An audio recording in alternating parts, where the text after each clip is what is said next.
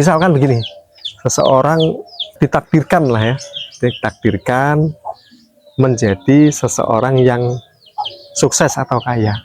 Itu biasanya Allah juga melengkapi seseorang itu yo sregep, dilalah begitu. Sregep, rajin, ulet, tekun. Kemudian ketekunan dia menuju ke akhirnya sukses lah.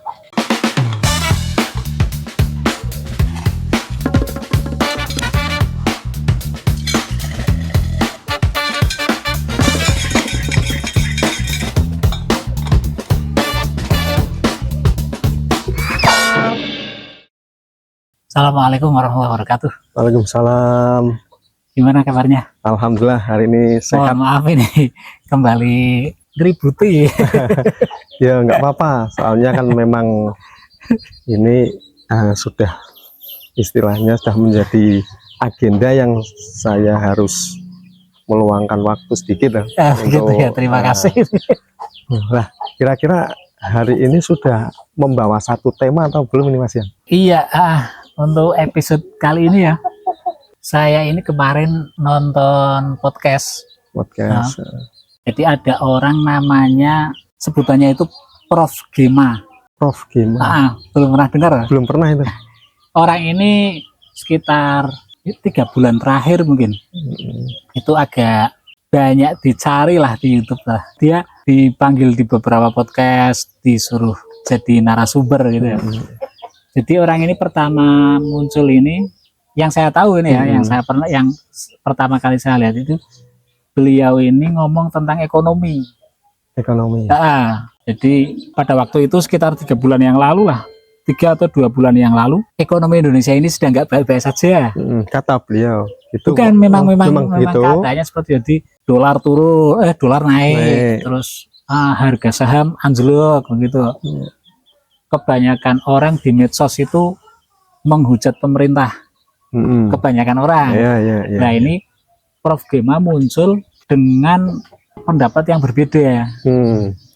Beliau menyampaikan Presiden kita Pak Prabowo itu artinya sedang dalam masalah lah, artinya dalam masalah itu sedang diserang oleh orang lain, oleh negara lain seperti itu. Akhirnya menjadikan dolar anjlok, dolar naik, terus rupiah menurun, terus harga saham anjlok itu karena perbuatan dari negara lain. Dan ternyata video beliau yang dia bikin itu viral dan masuk akal. Akhirnya kemudian dia jadi lumayan terkenal lah. Ini saya sedikit cerita tentang Prof Gema ini ya. Jadi basicnya itu dia ngomongnya ekonomi. Gitu ya. Terus agamanya kayaknya non muslim. Terus dia ini seorang pilot pesawat terbang. Terus dia ini percaya alien. Menarik. Ada percaya alien. Ada percaya alien. Ini mungkin bisa kita bahas nanti episode selanjutnya ya, tentang alien. Nah, yang saya tertarik itu kemarin itu beberapa hari yang lalu itu saya nonton Prof Gema di suatu podcast. Dia ditanya bagaimana pendapat beliau tentang Prabowo Gibran. Artinya di medsos kan ya, kebanyakan orang kan mengatakan bahwa terpilihnya Prabowo dan Gibran ini suatu kesalahan demokrasi lah seperti itu. Ada semacam itu menyalahkan kesalahan demokrasi, kesalahan apalah ya, kebebasan itu. Akhirnya ya itu yang katanya menikung dari MK lah itu. Akhirnya intinya di Mas Gibran nih. Mas Gibran. Pencalonan Mas Gibran itu bermasalah. Intinya kan seperti itu. Tetapi jawaban Prof Gema ternyata begini, semua itu sudah ketetapan Tuhan. Boleh mengatakan kalau begitu. Kita tidak terima, kita melawan Tuhan, kata Prof Gema gitu. Nah saya tertarik, kok bisa ini orang percaya alien ngomongnya ekonomi, tapi kok bisa ngomongnya ketetapan Tuhan. Kalau kita melawan, itu kita melawan Tuhan, katanya seperti itu. Kira-kira seperti itulah. Lah, ketetapan Tuhan ini kan kalau kita di Muslim ini kita biasanya sebutnya kan takdir ya. Takdir. Nah ini saya kesini ini mau minta pencerahan. Gimana tentang takdir itu gimana ini? Takdir. Itu sebelum membahas tentang takdir, saya juga tertarik itu non muslim tapi dia kok juga dia tidak mengatakan tentang takdir, tapi kan itu semacam ketetapan Tuhan. Kalau kita tidak terima dengan hasil yang telah kita realita ya, berarti kita melawan Tuhan. Nah, gitu. Kalau dalam Muslim memang takdir itu kan termasuk salah satu yang harus diimani kan, di antara 6 ya. Rukun iman ya. Rukun iman itu diantaranya kan percaya dengan takdir. Gitu. Nah, takdir itu sendiri kan memang satu keyakinan atau memang satu ketetapan dari Tuhan, dari Allah Subhanahu wa Ta'ala. Kemudian yang biasanya menjadi ganjalan seseorang itu, takdir itu kan ada, kalau dalam istilah Muslim kan semuanya takdir, baik itu yang berupa kebaikan atau keburukan datangnya dari Allah. Iya. Kebaikan itu berarti misal kita kaya gitu ya. Kaya. Kemudian kalau tidak baik ya sudut pandang seseorang kan miskin. Oh iya. Miskin. Atau mungkin kecelakaan. Kecelakaan itu kan gitu ya. Itu khairihi wasarihi minallah, dikatakan begitulah ya. Kemudian kenapa kok baik dan buruk datangnya dari Allah? Nah, ini kalau dalam keyakinan Muslim, kalau baik dari Allah kemudian buruk tidak dari Allah, ini kan nanti akan ada satu pemahaman Tuhannya dua. Kalau baik dari Tuhan A, kalau tidak baik dari Tuhan B. Makanya dalam iman, meskipun itu hal baik atau buruk, kita kembalikan semuanya dari Allah, dari satu Tuhan, dari satu Tuhan itu. Nah, meskipun ada satu ketentuan semacam adab dengan Tuhan, itu ada tuntunan kalau itu sesuatu yang kurang baik, maka kita harus mengatakan, oh, misal satu kegagalan lah ya, atau itu katakan dari kita sendiri. Misalkan kita ingin lah meraih sesuatu kemudian gagal, meskipun realitanya memang itu takdir dari Allah, tapi kita ada anjuran harus mengatakan itu kesalahan diri kita. Nah, itu ada sistem semacam adab, ya, itu ya? Adab, maksudnya adab. Nah, kemudian etika takdir itu kan sering dibicarakan, apakah bisa dirubah atau tidak. Ini kan yang sering jadi kita menarik ya. Nah, sebetulnya takdir itu ya, kalau saya berpikir ya, dari sebelum masuk ke situ ya, berarti takdir ini ketetapan tentang perjalanan kehidupan gitu, Pak. Dari awal sampai akhir atau bagaimana? Kalau saya melihatnya tidak seperti itu ya. Memang seseorang itu ketika ada satu hadis ya, ketika seseorang sedang dalam kandungan lah, biasanya kalau di adat kita kan seseorang kalau hamil itu ada istilah ngapati. Nah, sebelum 4 bulan, sebelum 120 hari itu, kemudian di hari ke 120 itu kan ada semacam keterangan dalam hadis kan, Allah meniupkan, nah itu meniupkan roh dan juga menentukan umurnya, rizkinya, kemudian beruntung atau tidak itu. Nah, ada semacam keterangan itu. Nah, itulah di hari ke 120 itu seseorang ditentukan takdirnya gitulah. Catatan perjalanan mungkin yang tadi Mas Yan tanyakan, sejak masih dalam kandungan sampai meninggal pun sudah ada ketentuan. Nah iya, dari mulai mau lahir sampai nanti meninggal lah. Itu sudah ada catatan, ketentuannya. Ketentuannya. Nah, yang jadi pertanyaan kan nanti ketika seseorang ternyata dalam tanda kutip ditentukan dalam posisi yang tidak enak terus lah dalam hidupnya, kan dia akan mengatakan kalau begitu saya dirugikan lah. Berarti Allah tidak adil ini. Saya rugi, ditakdirkan dilahirkan dalam kemiskinan, kemudian lahir tidak menjadi seorang yang sukses.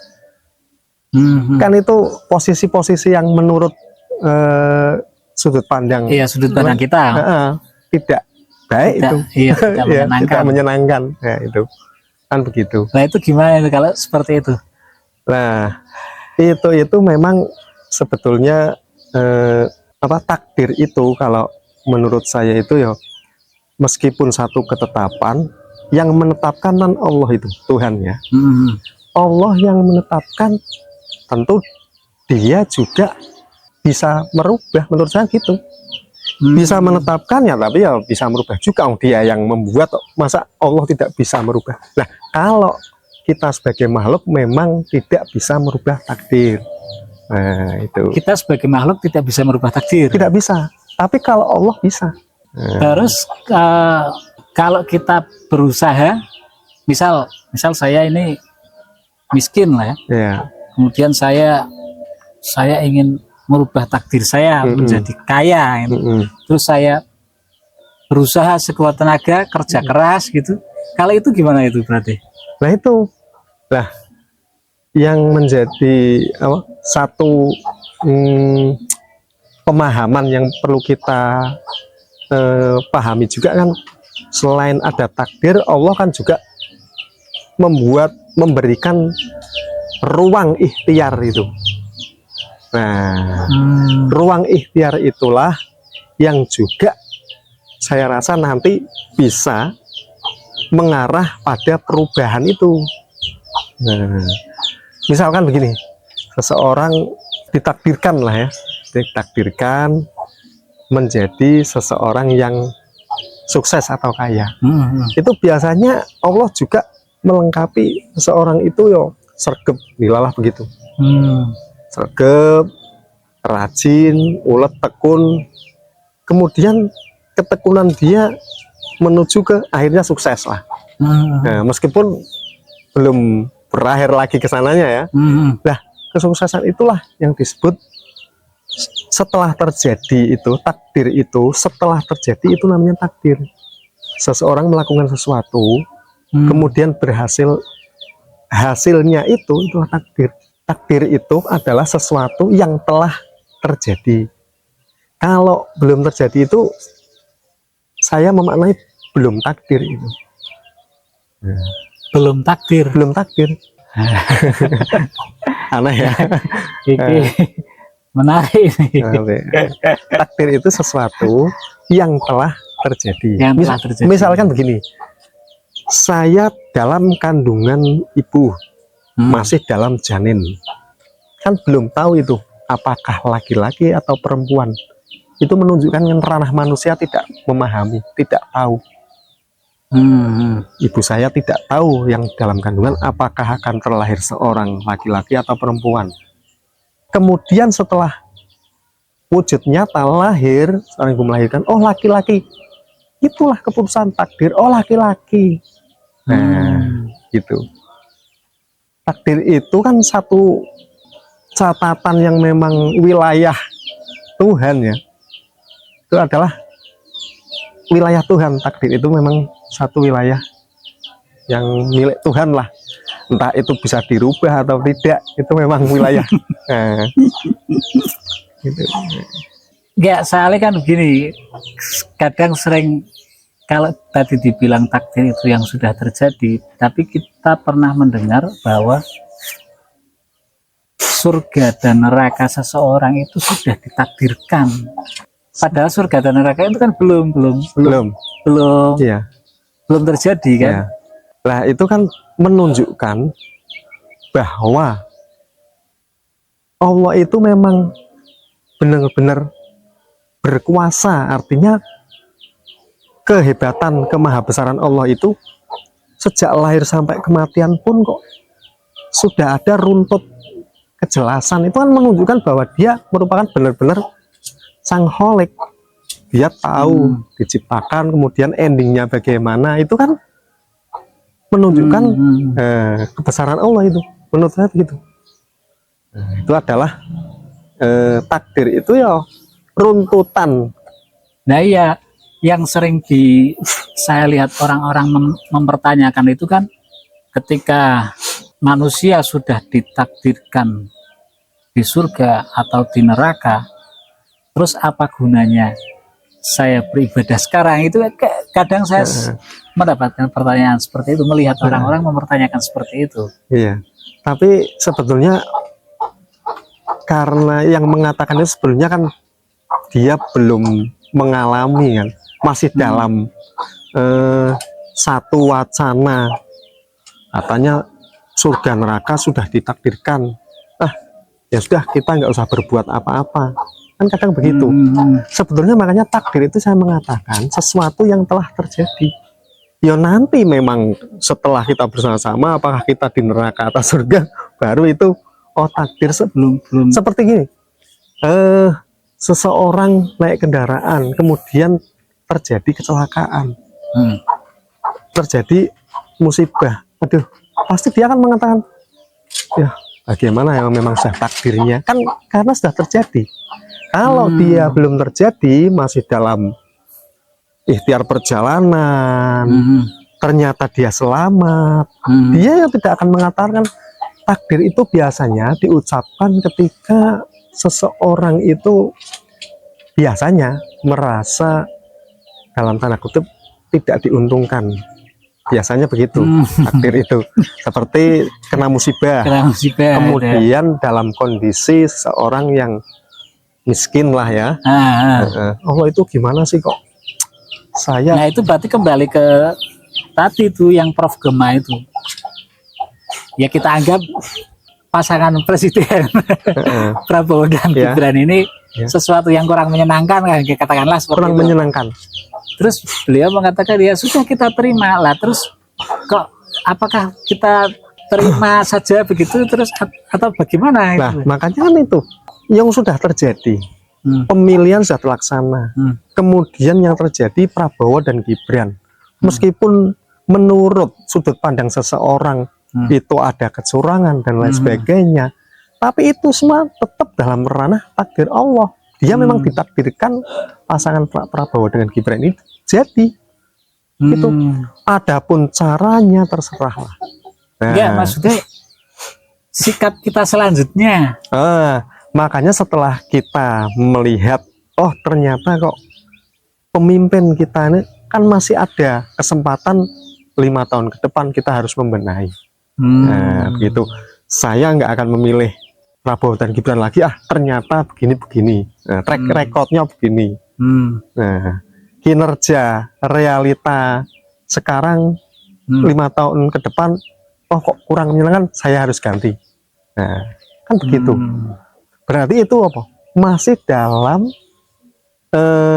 ranah ikhtiar tetap. Belum yang kedepannya itu, yang kedepan kan masih wacana ya, satu wacana. Nah itu wacana itu kan kalau kita analogikan itu wacana itu kan satu angan. Nah, saya tidak bisa mengatakan irodah satu kehendak itu angan ya. Kalau masa Tuhan berangan-angan seperti kita akan menciptakan, kan enggak. Beli oh Tuhan itu kun fayakun gitu. Kan begitu. Angan-angan kita maksudnya ya. Angan-angan kita, kita. Wacana kita ke depannya mau bagaimana? Bagaimana? Kita ikhtiarkan. Iya, gitu. ikhtiar. Kan ada semacam seseorang itu kan hidup itu kan ada planning. Nah, planning. Ya itu kan yang bertanya dengan Prof Gema itu kan mungkin maksudnya seperti itu. Ketika kita mendapati pemimpin kita ini menurut kita tidak menyenangkan, terus dia bertanya kepada Prof. Gema, sebaiknya tindakan kita bagaimana, mungkin seperti itu. Selanjutnya. Ya, selanjutnya. Tetapi ternyata dijawab Prof. Gema, oh ini sudah ketetapan Tuhan. Kita tidak bisa melawan. Artinya kita tidak bisa melawan itu berarti kita tidak bisa melawan yang sudah terjadi. Iya. Tapi kan soalnya kan gini, jadi arah pembicaraannya itu seakan-akan, jadi kan begini, misal bukan Prabowo Gibran lah, misal Fir'aun lah gitu. Fir'aun gitu, ya. Kita dapat pemimpin Fir'aun misal gitu. Terus apakah kita perlu memberontak atau kita biarkan saja, kita terima saja? Maksudnya seperti itu. Oh begitu. Kalau yang dicontohkan Fir'aun gitu ya, itu kan sudah keterlaluan. Ada keterangan jelas-jelas zalim ya. Zalim, ya. Itu jelas kita harus ingkar, harus kita lawan. Tapi kan untuk Prabowo dan Gibran ini kan dalam satu persoalan yang berbeda. Iya, tentu saja berbeda. Ya, maksudnya kan kalau Fir'aun kan kita melawannya dengan misal dengan pemberontakan lah. Pemberontakan. Kalau di Indonesia sekarang ini, misal presidennya siapa itu, kan mungkin kita bisa berusaha dengan jalur-jalur yang lebih konstitusional, katakanlah seperti itu. Atau misal demo, atau misal apa, kan begitu kan, bisa seperti itu kan. Iya. Nah, artinya berarti yang bertanya dengan Prof. Gema itu mungkin menginginkan jawaban, ya kita demo saja gitu, mungkin seperti itu. Ya mungkin begitu. Jadi kan makanya kan jalan ikhtiar mencari solusi itu kan sebenarnya kan banyak ya. Mekanismenya banyak.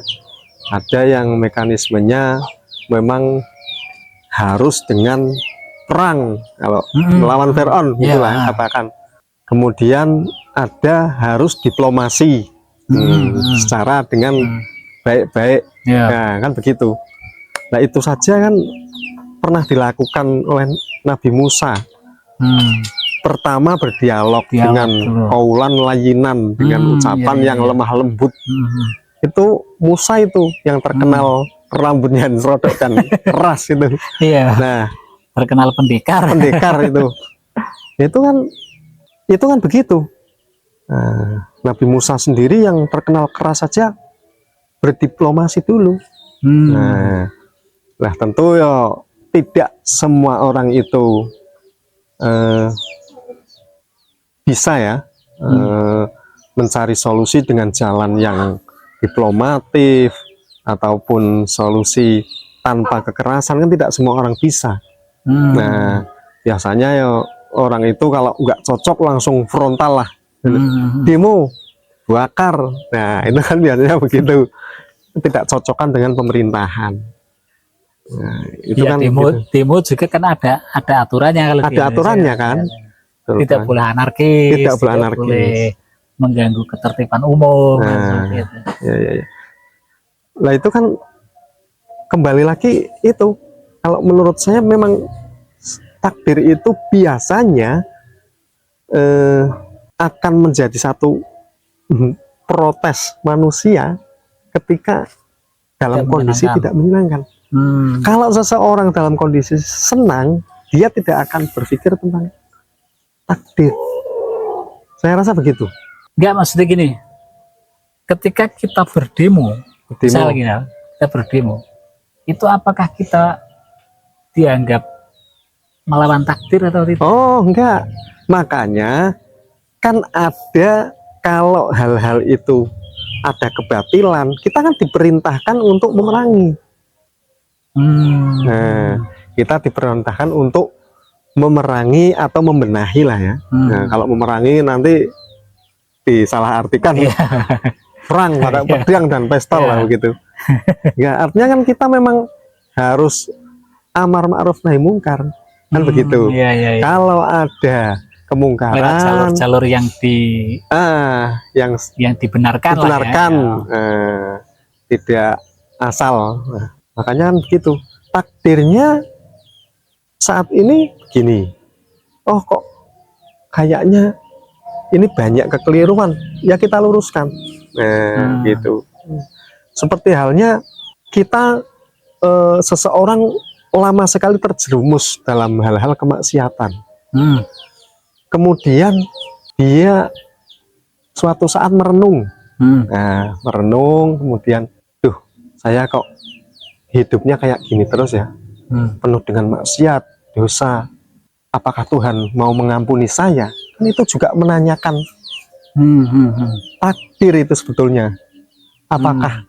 Nah, akhirnya dia, kalau dalam satu cerita, si ahli maksiat itu datang ke seorang tokoh agama, kalau di sini kiai ya, kemudian datang, Pak Kiai, apakah maksiat saya, kesalahan saya ini yang terlalu banyak ini bisa diampuni oleh Allah?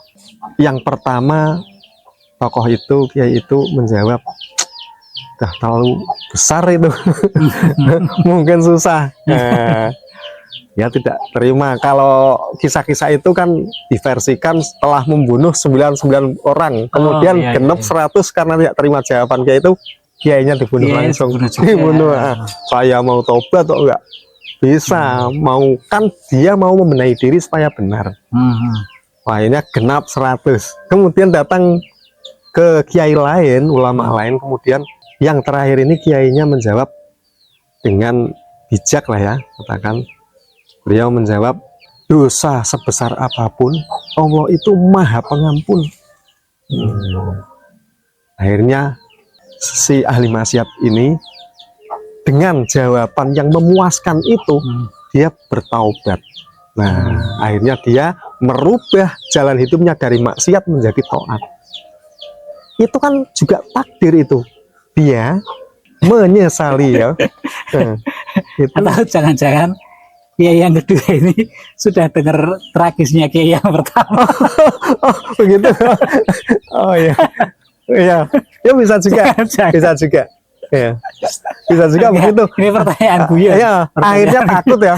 Ini kalau saya jawab dengan ya ada benarnya pertanyaan kalian itu ada benarnya. Pertanyaan gue. Ya, soalnya kan kemungkinan dan kita juga tidak mengalami saat itu kan begitu. Iya.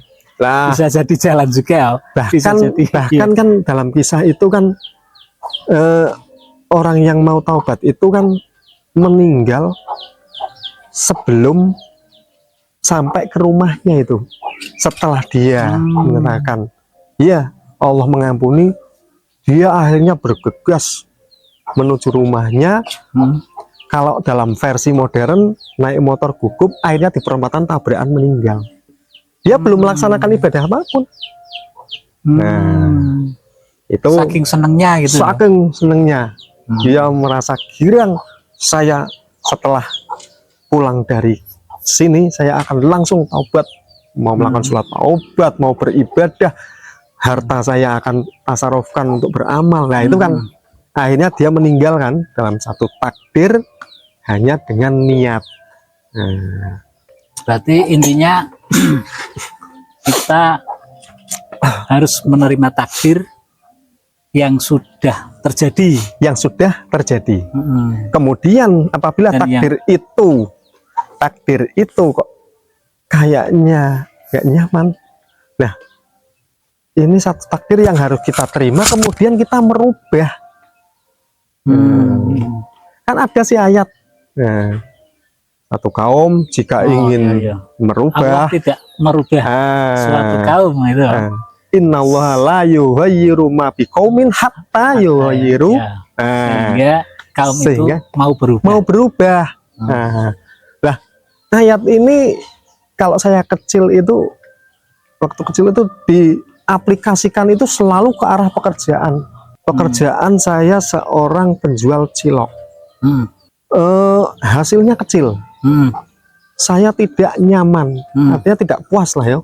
Kalau saya jual cilok terus, saya nggak akan jadi kaya ini. Akhirnya dengan dalil itu semangat kemudian merubah.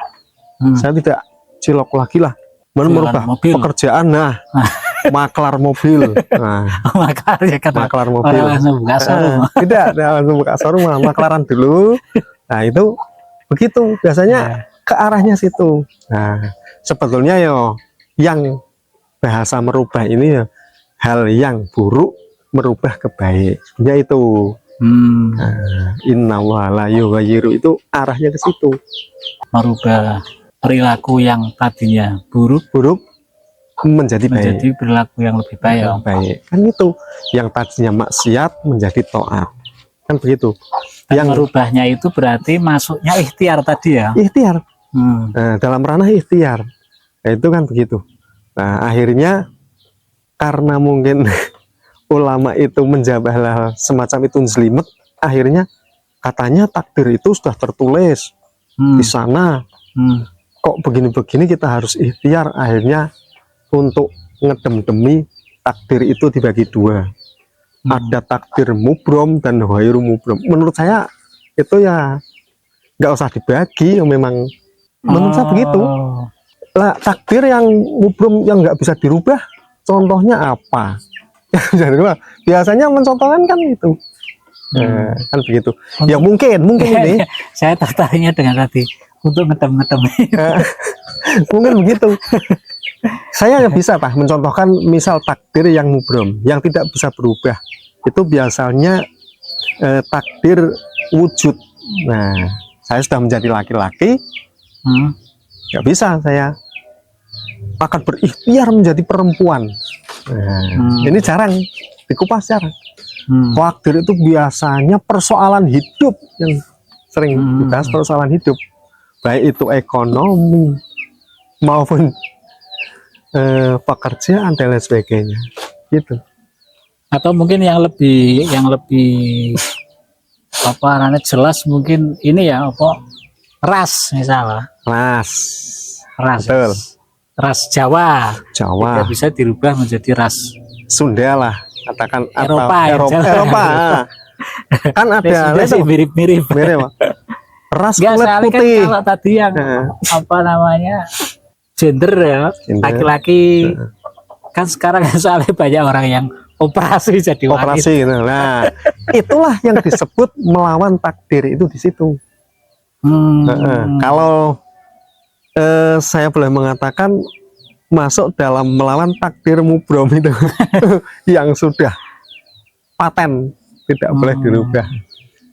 Kalau takdir-takdir semacam peningkatan ekonomi, malas ibadah, itu takdir yang bisa kita rubah lah.